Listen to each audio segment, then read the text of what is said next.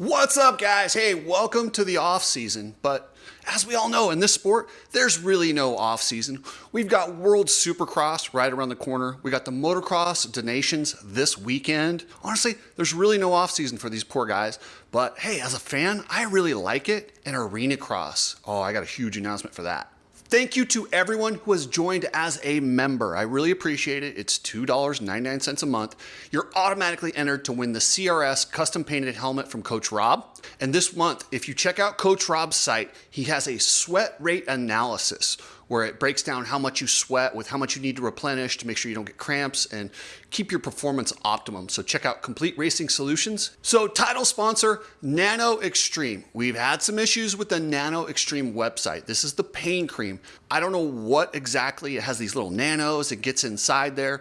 I'm gonna have them on a little later to explain exactly how it works, but I swear it has fixed my shoulder. My shoulder, I thought I was gonna have to get replacement surgery on it eventually.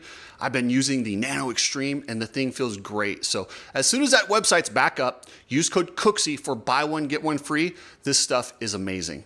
You need people like me so you can point your fucking fingers and say, that's the bad guy.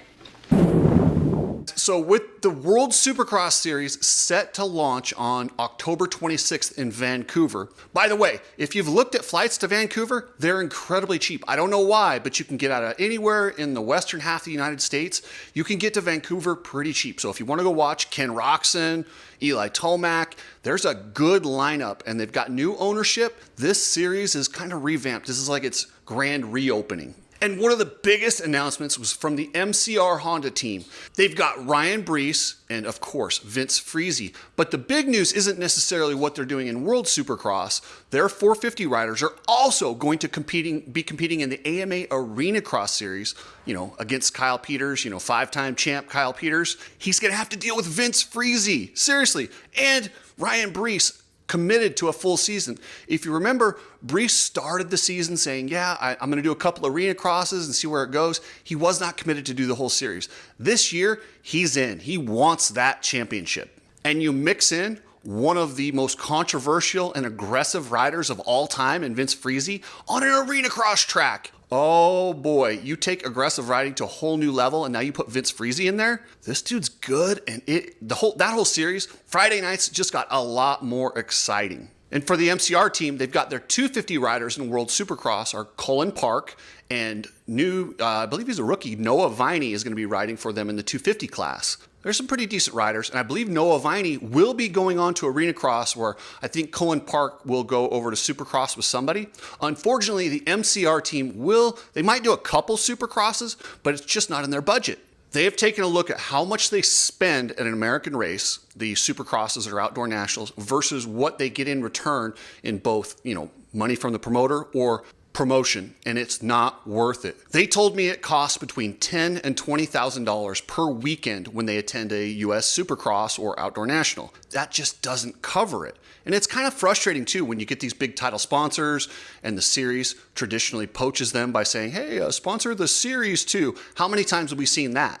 So these guys are out there trying to get promotion for their team, and the salespeople for the series, they have this famous line, riders get hurt, series does not. So if you sponsor the series, you'll always get your promotion. And it's complete bullcrap, but that is part of the culture we have to break in the United States to make United States Supercross and Motocross grow.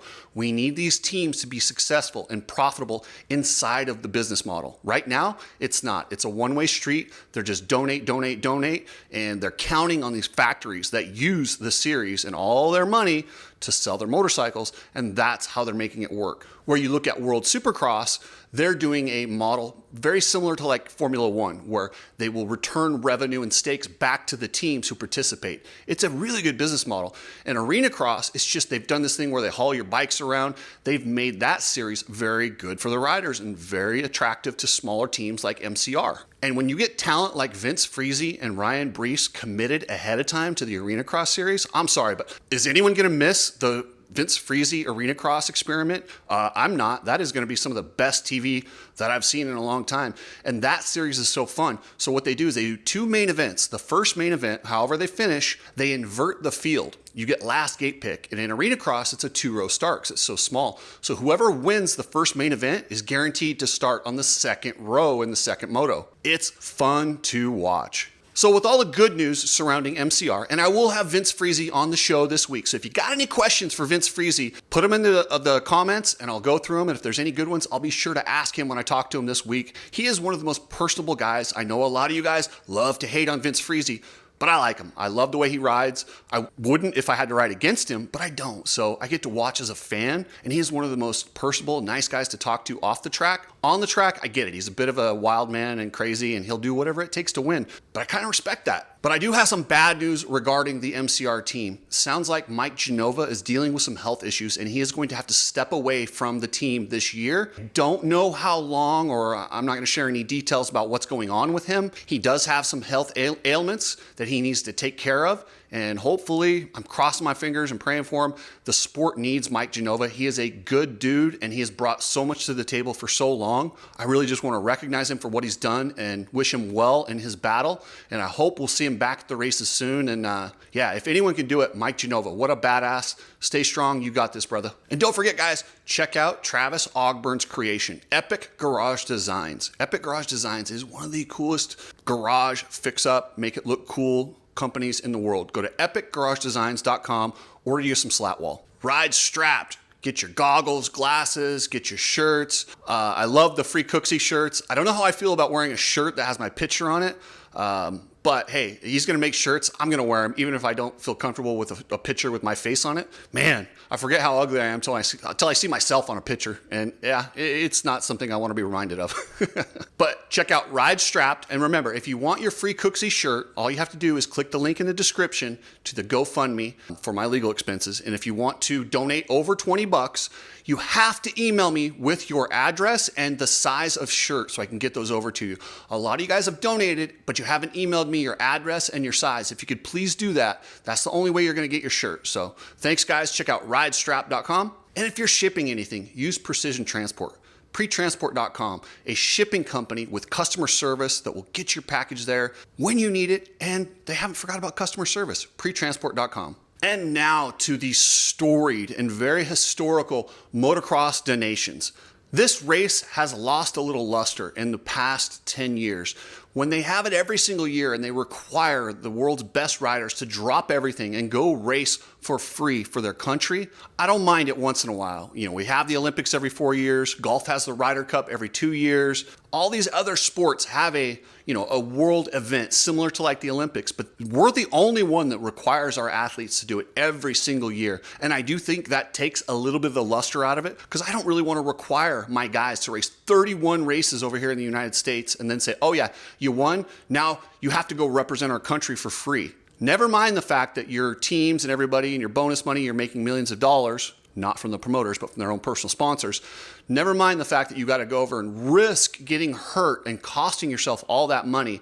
I understand. Nobody wants to be considered unpatriotic. That's something that it's a stigma that just won't leave you. As Americans, we want you all to represent for us. It's something that it's a selfless act that has been ingrained in us since we were children. Represent your country. You do what you can for your country. The problem is these promoters have taken advantage of that patriotism and they're turning it into profit and they're not sharing it with any of the riders. So that kind of sucks. And then you got the AMA, who has a gross income of $13 million a year, yet somehow they can't seem to find enough money to pay for the entire team. They give a little bit of money to cover some expenses, but they don't cover the whole thing. They don't, not even close. These teams and riders are all out of pocket pretty big after this event. But it's a supposed honor to be able to pay your own way over there and race for free. And if you don't do it, you're frowned upon and you're looked at as unpatriotic. I think it sucks. All that aside, I still wake up whenever this race is on in the middle of the night, whatever it is here in the United States. It'll probably be, I think motos are probably 4 or 5 a.m. on the West Coast here. So I'll be up watching those races on Sunday morning and cheering for the red, white, and blue, and not the French, the red, white, and blue Americans. Yes, Eli Tomac, Cooper Webb, and Aaron Plessinger. These guys they're putting their careers on the line to represent for their country. And as much as I just said how I don't appreciate how they're asked to do this, when they do it, I 100% appreciate these guys doing it. It's pretty badass. But they are up against it this year. There's some really good teams. And I want to bring some things to light that a lot of fans don't know about this race. You go over there. We have different rules in the United States. We have what's called a production rule. We don't get a full factory bike like the GP riders. When we go over there, we ship our so-called production motorcycles over there to go against their full factories. And yes, I get it. They're all pretty close, and we have one, and we periodically do win. And you also have to use a different fuel over there. So you don't know how your motorcycle is going to react to that fuel. It's a very difficult transition, and that's why a lot of the guys try to get over there a couple weeks early, maybe even do a GP or a race to get ready for this. In fact, before Chase Sexton's injury, he was planning on riding the Spanish GP that was last weekend and kind of preparing and just working out all the bugs and being ready to go because he really wanted to win. Unfortunately, he got hurt. So they called in Eli Tomac, air freighted the bikes over. I believe the bikes arrived today. And so they don't have a ton of time to make sure these things are working right. So they got that going against them. And our series over here is a lot longer. The GP series is, it starts later. They have more breaks. Our guys are nonstop. Supercross, which is not even close to what they're doing in the designations. Then we go to outdoors, and then we go to SMX, which is more Supercross than outdoors. It's just a different discipline. So you're required to fly all the way across the country, do a discipline where you only race 11 races, and they are much different the way we run them here in the United States versus over there, against all these GP riders who are laying in wait to just destroy the Americans. Let's be honest. They're just wait. This event is not every nation for themselves. This is the USA versus the world. And that's just how this event is. Unfortunately, if the USA doesn't go, this event is just a glorified GP. Since we get USA's best riders, and as much as you Europeans and Australians and everybody don't want to admit it, the Americans are the show. If you beat the Americans, you've done something. If you win this event and the Americans weren't there, it almost has an asterisk to it. So yes, it is the world versus America. So everybody's against the Americans here. It is USA versus the world. It'll be interesting to see how Cooper Webb does on the 250. When Ken Roczen jumped down to that 250 for the outdoors, it was a whole new ball game. Now, Cooper Webb gets to ride the Star Yamaha. That is a much better 250 than what Ken Roczen was riding, even though they've worked damn near miracles with those Suzuki 250s. Cooper Webb is going to be much better than what Ken Roczen had. So the way this event is scored is tricky. Cooper Webb is not racing against just 250s. Cooper Webb is racing against the 450s. They score this on overall position. So say if Cooper Webb is the number 2 250 rider and he's in 10th place, the number 1 250 rider got 2nd place. That counts. They get 2, we get 10. It's not like 1 and 2. You're not scored against just your competitors. You are scored against everybody. So he's going to have to put in a hero ride and get us a good result on that 250, because I don't think Aaron Plessinger and Eli Tomac are locks to go 1-1 and 1-2-2. I don't see that being a lock right now, but we need Cooper Webb to give us at least 1 and possibly 2 finishes so that we can throw away one other one. You get 5 scores out of 6. So it's 3 motos. Olympic scoring, lowest overall score wins. It gets really complicated towards that 3rd moto trying to figure it out. Everybody's run their calculators. Okay, do I have to pass this guy, this guy? This guy's a 250, but it gets extremely complicated towards the end.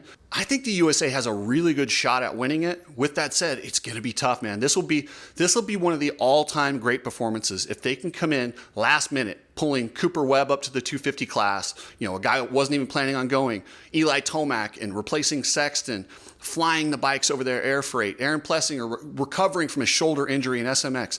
If they get this done, this will be one of the greatest wins ever, because there are some good teams in this that they'll be going against. I'll do another video where I'm going to walk through all the teams and kind of tell you who's who and what to watch for. But I mean, shoot, just look at Australia, just off the top of your head. You got both Lawrence brothers and Kyle Webster. That's a tough ask for Eli Tomac and Aaron Plessinger to go head-to-head against Jet Lawrence and Hunter Lawrence. If it were just 4 riders on the track, who would you pick? I would probably side with the Lawrence brothers. And then you take Kyle Webster against Cooper Webb. I'm gonna go with Cooper Webb, but it all plays out in many different ways. You've got so many other teams that can get involved. This is a fun event And as much as I said I don't appreciate the way it's run and I wish it were every 2 years and I wish the AMA paid for it, that doesn't mean I still don't like it. I love it. It's fun. And you bet your ass I'll be up bright and early watching this thing. So thank you guys. I appreciate everything. I appreciate all the support. And our member of the day is Mark Dean. Thanks, Mark.